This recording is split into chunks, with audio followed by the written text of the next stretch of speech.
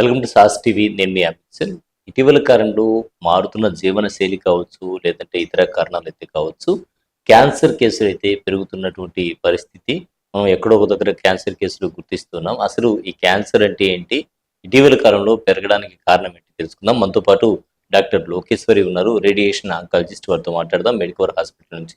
నమస్తే మేడం. నమస్తే sir. Madam, ఇటీవల కాలంలో అంటే గతంతో పోలిస్తే క్యాన్సర్ కేసులు పెరిగాయంటారా? తగ్గాయంటారా? కారణం ఏంటి? క్యాన్సర్ కేసెస్ ఖచ్చితంగా పెరిగాయి సార్. పెరగడానికి కారణం ఏంటంటే, అసలు క్యాన్సర్ అంటే ఏంటో చూద్దాం ఫస్ట్. క్యాన్సర్ అంటే ఏంటంటే, మన బాడీలో ఉండే సెల్స్ వాటి పని అవి చేసుకోవడానికి విభజన చెందుతాయి, అంటే డివైడ్ అవుతాయి. అవి నంబర్ పెరుగుతుంది, సైజ్ పెరుగుతుంది, వాటి పనితీరు అయిపోగానే అవి చనిపోతాయి. కానీ క్యాన్సర్లో ఆ సెల్స్ కంట్రోల్ లేకుండా కంటిన్యూస్గా ఇలా డివైడ్ అవుతూనే ఉండి అవి ఒక గడ్డలాగా ఫామ్ అవడాన్ని క్యాన్సర్ అంటాము. ఈ క్యాన్సర్ లో ఇంకొక లక్షణం ఏంటంటే, ఆ గడ్డ బ్లడ్ లో చేరి ఇతర అవయవాలకు కూడా వెళ్ళే అవకాశం ఉంటుంది. ఆ స్ప్రెడ్ వల్ల మెటాస్టాసిస్ అంటాము, అలా పాకేదాన్ని. క్యాన్సర్ కేసెస్ ఎక్కువ అవ్వడానికి కారణం ఏంటంటే, ఇప్పుడు ఉండే పబ్లిక్ లో టొబాకో కన్జంప్షన్ కానీ, టొబాకో యూసేజ్ కానీ, ఆల్కహాల్ కన్జంప్షన్ కానీ, జంక్ ఫుడ్ కానీ, ముందులాగా ఫిజికల్ యాక్టివిటీ లేదు, హెల్దీ హ్యాబిట్స్ లేవు. వీటన్నిటి వల్ల క్యాన్సర్ ఇన్సిడెన్స్ అనేది బాగా పెరిగిపోయింది. Right madam. ఇటీవల కాలంలో ఈ ఓరల్ క్యాన్సర్ అనేది వింటూ ఉన్నాం. అసలు ఈ ఓరల్ క్యాన్సర్ ను ముందుగా గుర్తించడం అనేది సాధ్యమవుతుందా? ఎలా గుర్తించాలి? సాధ్యం అవుతుందండి. ఇప్పుడు నోటి క్యాన్సర్ అంటే ఏంటి? పెదాల మీద కానీ, బుగ్గల్లో కానీ, నాలుక మీద కానీ మనకి నోట్లో ఎక్కడైనా ఒక చిన్న పుండులాగా వచ్చినప్పుడు, ఈ పుండు ప్రతిసారి క్యాన్సర్ అవ్వాల్సిన అవసరం లేదు. కానీ ఈ పుండు 2 నుంచి 3 వారాల వరకు అలానే పర్సిస్టెంట్ గా ఉంది, హీల్ అవ్వట్లేదు అంటే మాత్రం ఖచ్చితంగా డాక్టర్ని కన్సల్ట్ అవ్వాలి. యూజువల్లీ ఈ నోట్లో వచ్చే క్యాన్సర్స్ మెడ మీదకి కూడా వెళ్ళి పాకే అవకాశం ఉంటుంది. అంటే ఒక గడ్డలాగా మెడ మీద ఉండడం, నోట్లో పుండు ఉండి 2 నుంచి 3 వారాలకు తగ్గకపోయినా, మానకపోయినా, మెడ మీద గడ్డ 2 నుంచి 3 వారాల వరకు అలానే ఉన్నా ఖచ్చితంగా డాక్టర్ని కన్సల్ట్ అయ్యి క్యాన్సర్ పరీక్షలు చేయించుకోవాలి. Right madam. ఒకసారి క్యాన్సర్ వచ్చాక మీరు అన్నట్టు ఓరల్ క్యాన్సర్ వచ్చింది అనుకోండి, దాన్ని గుర్తించడానికి ఎలాంటి టెస్ట్లు ఉన్నాయి? నోటి క్యాన్సర్ అనే కాదు, ఏ క్యాన్సర్ కైనా కూడా మన బాడీలో, ఫర్ ఎగ్జాంపుల్ ఒక పేషెంట్ ఒక గడ్డతో వచ్చారు, ఆ గడ్డ నుంచి ముక్క పరీక్ష చేయాలి. ముక్క పరీక్ష చేసి అది ఏ రకమైన క్యాన్సర్, అసలు ఫస్ట్ క్యాన్సరా కాదా, ఏ రకమైన క్యాన్సర్ అనేది నిర్ధారించాలి. దాని తర్వాత ఫర్ ఎగ్జాంపుల్ నోటి క్యాన్సర్ అయితే ఎంఆర్ఐ కానీ, ఇంకొక రకమైన క్యాన్సర్ అయితే పెట్ స్కాన్ కానీ, సిటీ కానీ, డిపెండ్స్ బాడీలో ఏ పార్ట్ నుంచి వస్తుంది అనే దాన్ని బట్టి సిటీ కానీ, ఎంఆర్ఐ కానీ, పెట్ కానీ చేసుకొని పేషెంట్కి స్టేజ్ ఆఫ్ ద డిసీజ్ నిర్ణయించాలి. బయాప్సీ, స్కాన్ 2 అయిన తర్వాత ట్రీట్మెంట్ ప్లాన్ ఏంటనేది డిసైడ్ చేస్తారు. సో మీరు బయాప్సీ అన్నారు. ఈ బయాప్సీ అంటే కొంతమంది భయపడిపోతున్నారు. అసలు బయాప్సీ అంటే ఏంటి? అది ఎలా జరుగుతుంది ఈ టెస్ట్? బయాప్సీ అంటే చాలా మందిలో చాలా అపోహలు ఉన్నాయి. బయాప్సీ చేయించుకుంటే జబ్బు పెరిగిపోతుందని, ఆ కట్టు పెట్టినప్పుడు వేరే దగ్గరికి వెళ్ళి పాకే అవకాశం ఉంటుందని, క్యాన్సర్ పెరిగే ఛాన్స్ ఉంటుందని చాలా మంది పేషెంట్స్ డినై చేస్తారు బయాప్సీకి. కానీ బయాప్సీ చేయించుకోకుండా క్యాన్సర్కి ట్రీట్మెంట్ స్టార్ట్ చేయలేము. బికాస్ బయాప్సీలోని మనకి టైప్ ఆఫ్ క్యాన్సర్ ఏంటంటే, ఫస్ట్ క్యాన్సర్ ఉందా లేదా తెలుస్తుంది, తర్వాత టైప్ ఆఫ్ క్యాన్సర్ ఏంటో తెలుస్తుంది. ఏ క్యాన్సర్ తెలియకుండా ట్రీట్మెంట్ స్టార్ట్ చేయడం వీలు పడదు. బికాస్ ఒక్కొక్క క్యాన్సర్కి ఒక్కొక్క సార్ట్ ఆఫ్ ట్రీట్మెంట్ ఉంటుంది. సో బయాప్సీ చేయడం అనేది కంప్లీట్గా సేఫే. మనకి ఎస్పెషల్లీ ట్రీట్మెంట్కి బాగా హెల్ప్ అవుతుంది. బయాప్సీ చేయించుకోవడం వల్ల క్యాన్సర్ స్ప్రెడ్ అవ్వడం అలాంటివి ఏమీ ఉండదు, అది ఒక మిత్ మాత్రమే. బయాప్సీ ఖచ్చితంగా చేయించుకోవాలి బిఫోర్ స్టార్టింగ్ ట్రీట్మెంట్. అసలు ఈ థ్రోట్ క్యాన్సర్ అని వింటుంటాం కదా మేడం, థ్రోట్ క్యాన్సర్ ఎందుకు వస్తుంది? థ్రోట్ క్యాన్సర్ లక్షణాలు ఏంటి? Sir, any head and neck malignancy అంటే ఓరల్ క్యాన్సర్స్ కానీ, థ్రోట్ క్యాన్సర్స్ కానీ, నాసోఫెరింజియల్ క్యాన్సర్స్ కానీ, లెరింజియల్ క్యాన్సర్స్ కానీ, ఏ క్యాన్సర్ అయినా కూడా హెడ్ అండ్ నెక్ లో ఎస్పెషల్లీ రావడానికి కారణం ఏంటంటే టొబాకో కన్సంప్షన్. అది టొబాకో నమలడం వల్ల అయి ఉండొచ్చు, లేదు స్నాటింగ్ అంటే ముక్కుపొడిలాగా వేసుకోవడం అవ్వచ్చు, బీడీలు సిగరెట్ల లాగా తాగడం అవ్వచ్చు. Any form of tobacco consumption is strong risk factor for all head and neck malignancies. ఇంకొకటి ఆల్కహాల్ కన్సంప్షన్ కూడా ఒక రిస్క్ ఫ్యాక్టర్. మూడోది, ఇటీవల కాలంలో మనం ఇంకా ఎక్కువ ఇన్సిడెన్స్ చూస్తుంది ఎందుకు అంటే, హెచ్పివి రిలేటెడ్ ఇన్ఫెక్షన్స్ వల్ల కూడా ఈ క్యాన్సర్స్, కొన్ని రకాల నోటి క్యాన్సర్స్, ఓరోఫెరింజియల్ క్యాన్సర్స్ వచ్చే అవకాశం ఉంటుంది. ఈ రిస్క్ ఫ్యాక్టర్స్ వల్ల హెడ్ అండ్ నెక్ మెలిగ్నెన్సీస్ ఎక్కువ వస్తాయి. యువతకి నేటి యుగంలో అంటే వ్యాయామం చేస్తూ ఉన్నా కూడా హెడ్ అండ్ నెక్ క్యాన్సర్ వచ్చేటువంటి అవకాశం ఉందా? ఖచ్చితంగా ఉంది సార్. ఇప్పుడు యూత్ అయినా కూడా టొబాకో కన్సంప్షన్ ఎక్కువ అయిపోయింది, పాత రోజుల్లో లాగా లేదు. టొబాకో స్నాటింగ్ కానీ, కన్సంప్షన్ ఫార్మ్ ఆఫ్ సిగరెట్స్ కానీ, బీడీ కానీ, టొబాకో ఏదో ఒక ఫామ్ లో కన్స్యూమ్ చేస్తున్నారు. కొంతమందిలో యూత్ లో ఈ టొబాకో కన్సంప్షన్ లేకపోయినా కూడా క్యాన్సర్స్ వచ్చే అవకాశం ఉంటుంది. ఎలా అంటే, ఇప్పుడు ఇల్ ఫిట్టింగ్ డెంచర్స్, కట్టుడు పళ్ళు పెట్టుకున్నప్పుడు అవి కంటిన్యూస్ గా ఇరిటేట్ చేయడం వల్ల అక్కడ అల్సర్ ఫామ్ అవ్వడము, లేదు మనకి నోట్లో పన్ను పదునుగా ఉంటుంది, ఆ పదునుగా ఉన్న పన్ను గుచ్చుకోవడం వల్ల అది ఆ పుండు కంటిన్యూస్ గా ఆ, గుచ్చుకొని ఆ పుండు అలానే ఉండిపోవడం, దాని నుంచి క్యాన్సర్ వచ్చే అవకాశం ఉంటుంది. ఇప్పుడు హెచ్పివి పాజిటివ్ ఇన్ఫెక్షన్ వల్ల కూడా క్యాన్సర్స్ వచ్చే అవకాశం ఉంటుంది కాబట్టి యంగ్ పేషెంట్స్ లో కూడా క్యాన్సర్ రిస్క్ అనేది పెరిగింది, ఖచ్చితంగా వస్తాయి కూడా. అంటే మీరు అంటున్నారు చాలా మంది ఇంప్లాంట్స్ అవి చేయిస్తూ ఉంటారు. అటువంటి వాళ్ళకి ఏదైనా ఇన్ఫెక్షన్ అయినప్పుడు క్యాన్సర్ వచ్చే అవకాశం ఉంటుందా? ఈ ఇన్ఫెక్షన్స్ వల్ల క్యాన్సర్ రావు సార్. హెచ్పివి పాజిటివ్ అనేది యాక్చువల్లీ ఓరల్ సెక్స్ చేసే వాళ్ళల్లో ఆ హెచ్పివి ఇన్ఫెక్షన్ రావడం వల్ల, హెచ్పివి అనేది ఒక వైరస్ బేసిక్ గా, లైక్ సర్వైకల్ క్యాన్సర్ రావడానికి majority of 90% of cervical cancers HPV infection వల్లే వస్తుంది. Same like cervical cancer, oral cavity cancers కానీ ఓరోఫరెంజియల్ క్యాన్సర్స్ కానీ హెచ్పివి ఇన్ఫెక్షన్ ఎవరైతే ఎక్స్పోజ్ అవుతారో ఆ వైరస్ వల్ల క్యాన్సర్ వచ్చే అవకాశం ఉంటుంది. అదర్ ఇన్ఫెక్షన్స్ వల్ల క్యాన్సర్ వచ్చే ఛాన్సెస్ అయితే లేవు. క్యాన్సర్కి సంబంధించి రేడియేషన్ అనేది కూడా మనం తరచుగా వింటూ ఉంటాం. సో ఈ రేడియేషన్ అనేది ఏ సందర్భంలో చేస్తారు? సార్, రేడియేషన్ అనేది డిఫరెంట్ సెట్టింగ్స్ లో యూజ్ చేస్తారు. ఫర్ ఎగ్జాంపుల్, ఆపరేషన్ చేయడం వీలు పడలేదు, కొన్ని రకాల క్యాన్సర్స్ కి ఆపరేషన్ చేయడం కుదరదు, వీలు పడినప్పుడు కుదరదు, అలాంటి క్యాన్సర్స్ కి డైరెక్ట్ గా రేడియేషన్ చేస్తాము, వాటిని రాడికల్ రేడియేషన్ అంటాము. కొన్ని క్యాన్సర్స్ కి ఆపరేషన్ చేస్తాము, for example oral cavity cancers, surgery first modality of treatment, especially early stage లో. సర్జరీ అయిపోయిన తర్వాత రేడియేషన్ చేస్తాము, దాన్ని అడ్జువెంట్ రేడియేషన్ అంటాము. ఇప్పుడు ఆల్రెడీ స్టేజ్ 4 డిసీజ్ లో ఉంటారు, పేషెంట్ కి జబ్బు నయం కాదు, ఏవో ఒక చిన్న సిమ్టమ్స్ ఉంటాయి, అవి తగ్గించడానికి కొన్నిసార్లు రేడియేషన్ చేస్తాము, దాన్ని పాలియేటివ్ రేడియేషన్ అంటాము. Depending upon patient stage of disease, intent of treatment బట్టి రేడియేషన్ అనేది డిసైడ్ అయి ఉంటుంది. అంటే రేడియేషన్ తో క్యాన్సర్ పూర్తిగా నయమవుతుందా? అదే సార్, అగైన్ ఇప్పుడు రేడియేషన్ ఏ సెట్టింగ్ లో చేస్తున్నాము, ఇప్పుడు జబ్బును నయం చేయడానికి సర్జరీ అవ్వట్లేదు, ఓన్లీ రేడియేషన్ చేస్తున్నాము, ఉట్టి రేడియేషన్ తోటి జబ్బు నయం చేస్తాము. ఒకవేళ రేడియేషన్ కి ముందు సర్జరీ చేసాము, సర్జరీ చేసిన తర్వాత ఎప్పుడు రేడియేషన్ చేస్తాము అంటే పేషెంట్ కి మళ్ళీ జబ్బు తిరిగి రాకుండా రేడియేషన్ చేస్తాము. డాక్టర్ గారు, ఆపరేషన్ తర్వాత ఎలాంటి పేషెంట్స్ కి ఈ రేడియేషన్ అనేది చేస్తారు?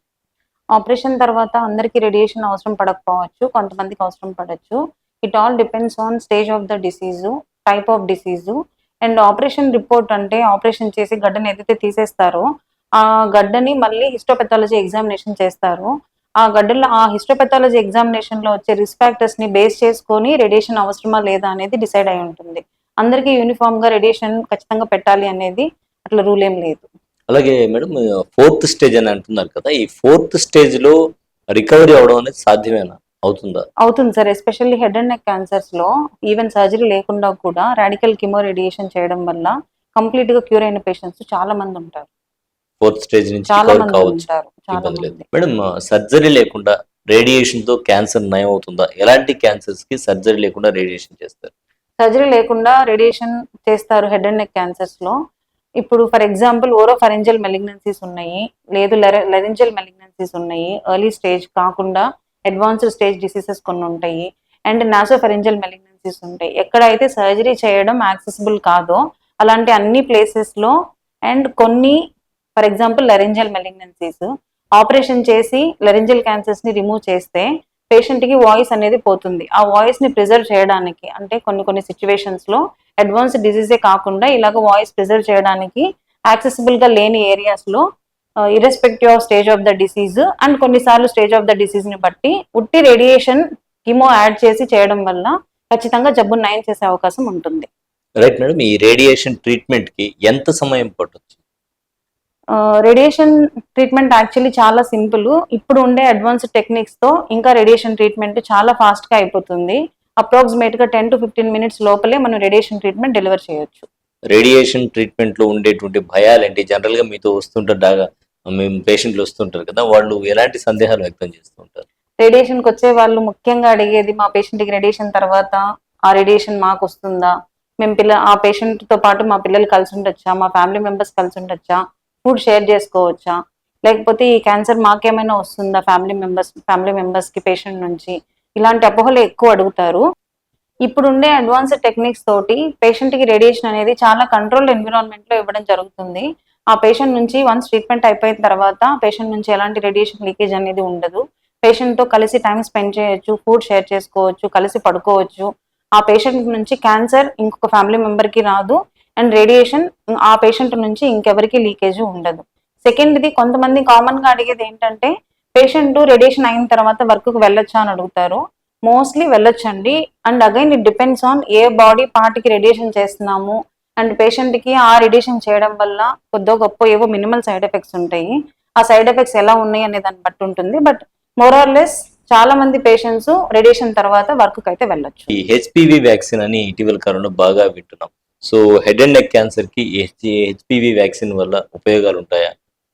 హెచ్పివి వ్యాక్సిన్ ముందు రోజుల్లో యూజువల్లీ హెచ్పివి ఇన్ఫెక్షన్ వల్ల వచ్చే క్యాన్సర్ ముందు సర్వైకల్ క్యాన్సర్ మాత్రమే ఉండింది. బట్ ఇప్పుడు ఈ డికేడ్ లో హెచ్పివి ఇన్ఫెక్షన్ నోటి క్యాన్సర్స్ కూడా, ఓరోఫరెంజియల్ క్యాన్సర్స్ అన్ని కొంచెం జెనెటల్ యానల్ కెనాల్ మాలిగ్నెన్సీస్ కూడా పెరిగాయి. సో హెచ్పివి ఇన్ఫెక్షన్ ఎక్కడ వచ్చినా కూడా హెచ్పివి వ్యాక్సినేషన్ వేసుకోవడం వల్ల వాటి రిలేటెడ్ క్యాన్సర్స్ ని మనం అవాయిడ్ చేయొచ్చు. సర్వైకల్ క్యాన్సరే కాదు, oral cavity cancers and some oropharyngeal malignancies, some anal cancers and genital malignancies కూడా కొంతవరకు హెచ్పివి రిలేటెడ్ వచ్చేవి ఏ ఉన్నా కూడా హెచ్పివి వ్యాక్సిన్ తోటి మనం వాటిని అరికట్టచ్చు. గారు ఇప్పుడు లేటెస్ట్ టెక్నిక్స్ అయితే వచ్చేసినాయి, ఏఐ జమానా నడుస్తుంది. సో మనకు మెడికవర్ హాస్పిటల్లో ఎలాంటి అడ్వాన్స్డ్ ట్రీట్మెంట్ అందుబాటులో? సార్ మన దగ్గర ఉండే మెషిన్ రేడియేషన్ అడ్వాన్స్డ్ మెషిన్ ఉంది. అండ్ మన దగ్గర అన్ని అడ్వాన్స్డ్ టెక్నిక్స్ ఉన్నాయి. లైక్ ఐఎంఆర్టీ, విమాట్, ఐజీఆర్టీ అన్ని అడ్వాన్స్డ్ టెక్నిక్స్ ఉన్నాయి. ఈ అడ్వాన్స్డ్ టెక్నిక్స్ వల్ల యూజ్ ఏంటంటే పేషెంట్స్ కి ప్రెసిషన్ అనేది పెరుగుతుంది. దానివల్ల పేషెంట్ కి ప్రాపర్ రేడియేషన్ డోస్ డెలివరీ చేయడం కానీ లేకపోతే సైడ్ ఎఫెక్ట్స్ అనేది తక్కువ ఉంటుంది. సో దట్ అవుట్కమ్స్ అనేవి బాగా పెరుగుతాయి. రేడియేషన్ చేసేటప్పుడు కొంతమంది కీమో కూడా చేస్తూ ఉంటారు కదా. సో రేడియేషన్ చేసేటప్పుడు కీమో ఎవరికి అవసరం పడుతుంది? సార్ రేడియేషన్ చేసేటప్పుడు కీమోథెరపీ చేసేదాన్ని కంకరెంట్ కీమో రేడియేషన్ అంటాము. అది రాడికల్ సెట్టింగ్ లో అంటే ఉట్టి ఆపరేషన్ లేకుండా రేడియేషన్ ఒక్కటే చేసినప్పుడు చేస్తాము. అండ్ కొన్నిసార్లు ఇందాక డిస్కస్ చేసినట్టు సర్జరీ అయిపోయిన తర్వాత కూడా రేడియేషన్ చేసినప్పుడు కొన్నిసార్లు కీమోథెరపీ చేస్తాము. But it all depends on stage of the disease and post of హిస్టోపెథాలజీలో వచ్చే risk factors, type of disease ని బట్టి ఉంటుంది. అందరికీ రేడియేషన్ చేసినప్పుడు కీమో చేయము. కొంతమందిలో కీమోథెరపీ కంకరెంట్ గా అవసరం పడుతుంది, కొంతమందికి అవసరం పడకపోవచ్చు.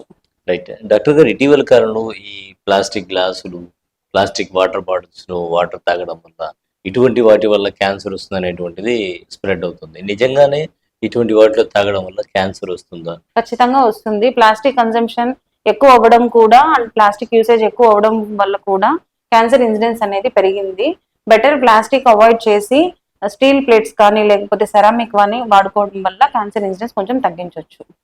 చివరిగా క్యాన్సర్ రాకుండా ఉండాలి అంటే ఎలాంటి ఆహార నియమాలు పాటించాలి, ఎలాంటి జీవనశైలికి అలవాటు పడాలి? క్యాన్సర్ రాకుండా ఉండాలి అంటే ముందు అలవాట్లు మానుకోవాలి. లైక్ టొబాకో కన్జంప్షన్ కానీ ఆల్కహాల్ కానీ, ముఖ్యంగా వీటి వల్లనే క్యాన్సర్ ఇన్సిడెన్స్ అనేది బాగా పెరిగింది.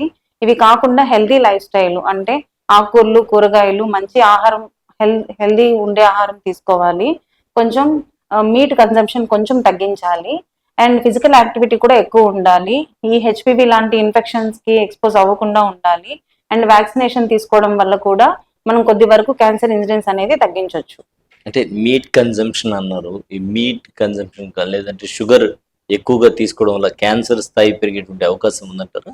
మీట్ కన్జంప్షన్ ఎక్కువ ఉండడం వల్ల క్యాన్సర్ ఇన్సిడెన్స్ అనేది పెరుగుతుందా అంటే, for example CA కోలాను, red meat consumption ఎక్కువ ఉండడం వల్ల పేషెంట్ కి బేసిక్ గా మీట్ కన్జంప్షన్ పెరిగినప్పుడు ఫైబర్ కన్జంప్షన్ అనేది తగ్గిపోతుంది. వాటి వల్ల క్యాన్సర్ ఇన్సిడెన్స్ అనేది పెరుగుతుంది. మీట్ తీసుకున్నప్పుడు కూడా తీసుకోవడంలో ప్రాబ్లం లేదు, బట్ అది కూడా తగిన మోతాదులో తీసుకొని దాంతో పాటు ఫైబర్ కూడా పెంచుకుంటే క్యాన్సర్ అనే వచ్చే అవకాశాన్ని తగ్గించవచ్చు. రైట్ డాక్టర్ గారు, చాలా ధన్యవాదాలు. సో మా వ్యూవర్స్ కి క్యాన్సర్ కి సంబంధించి మెయిన్ గా హెడ్ అండ్ నెక్ క్యాన్సర్ గురించి చాలా విషయాలు తెలియజేశారు. ధన్యవాదాలండి. ఇది వాళ్ళ ప్రత్యేక చర్చా కార్యక్రమం. మరో కార్యక్రమంలో మళ్ళీ కలుద్దాం. అంతవరకు సెలవు. నమస్కారం. నమస్తే మేడం.